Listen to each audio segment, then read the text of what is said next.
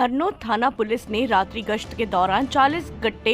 सागवान के साथ पिकअप जब्त की व 2 आरोपी को गिरफ्तार किया। थानाधिकारी हनुमंत सिंह ने बताया कि जिला पुलिस अधीक्षक अनिल कुमार बेनीवाल के निर्देशन में थानाधिकारी हनुमंत सिंह नेतृत्व में त्वरित कार्यवाही करते हुए अवैध प्रतिबंधित सागवान की लकड़ी की तस्करी तथा लोकल स्पेशल एक्ट की कार्यवाही हेतु चलाए जा रहे अभियान के तहत गश्त के दौरान 40 गिले सागवान की लकड़ी के गट्टे में पिकअप गाड़ी को चिकट फटे गोतमेश्वर रोड पर अवैध परिवहन करते हुए पिकअप चालक प्रकाश पिता बिकाजी सरगना तिरगर निवासी गाधी बस्ती घाटोल व दूसरे व्यक्ति ने अपना नाम शांतिलाल पिता बाबूलाल मीणा परसोला का होना बताया। गाड़ी के अंदर देखा तो पीछे की तरफ सागवान की लकड़ी के गीले गट्टे भरे हुए पाए गए।